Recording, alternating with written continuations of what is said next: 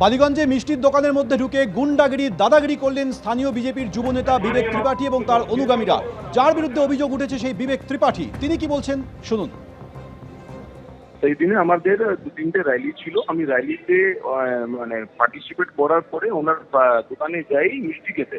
ওনাকে একটা গোলাপ জামুন অর্ডার করা হলো আর একটা মিষ্টি বরফি অর্ডার করলাম। আপনি সিসিটিভিতে ফুটেজে দেখতে পারবেন। আমার সঙ্গে একটা আমার বন্ধু ছিলেন। আগে বরফিটা খেয়ে নিলাম, আমার খিদে পেয়েছিল। তারপরে গোলাপ জামুনটা যখন খেয়েছি তখন ওর মানে ট্যাঙ্গি লেগেছে। ট্যাঙ্গি মানে আপনি বলতে পারেন হিন্দিতে আমরা বলি না, ঠাট্টা লেগেছে। ওনাকে আমি বললাম কি দাদা আপনার এই গোলাপ জামুন খারাপ আছে। তো উনি আমাকে উনি আমার সঙ্গে আর্গুমেন্ট করে যাচ্ছেন, না 2 ঘন্টারই গোলাপ জামুন আছে, ও আছে সেই আছে। আমি বললাম দাদা আমি কি মিথ্যা বলছি, আপনি এটা টেস্ট করে নিন।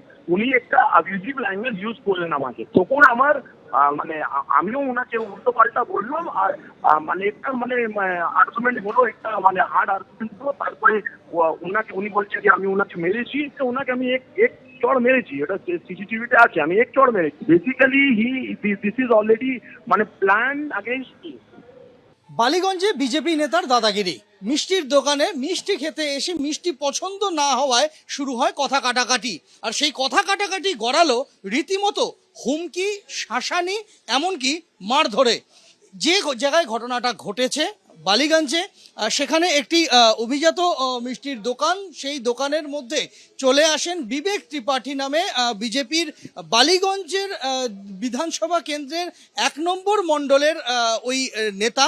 তার সঙ্গে স্থানীয় পার্ক সার্কাস এলাকার আরেক নেতাও সঙ্গে ছিলেন। তারা প্রথমে এই দোকানে ঢোকেন, মিষ্টি খেতে চান, মিষ্টি দেওয়া হয় এবং তারপর যে অভিযোগ থানায় দায়ের হয়েছে এবং সিসিটিভি ফুটেজ যেটা পুলিশের কাছে জমা পড়েছে, তাতে দেখা যাচ্ছে যে সেই মিষ্টি নিয়ে কথা কাটাকাটি শুরু হয় কাউন্টারে থাকা যিনি কর্মচারী রয়েছেন তার সঙ্গে এবং এই দোকানের যিনি ম্যানেজার রয়েছেন তার সঙ্গে।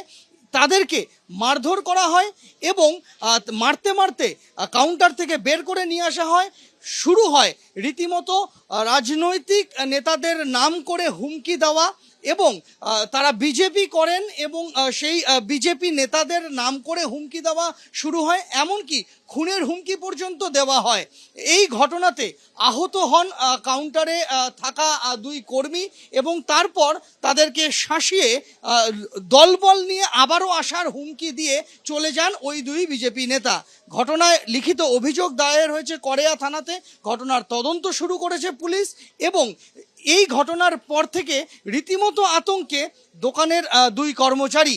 এখনো পর্যন্ত এই ঘটনায় কাউকেই গ্রেপ্তার করেনি পুলিশ। সন্দীপ সাধুকার সঙ্গে সন্দীপ সরকার, এবিপি আনন্দ, কলকাতা। এবিপি আনন্দ, এগিয়ে থাকে, এগিয়ে রাখে।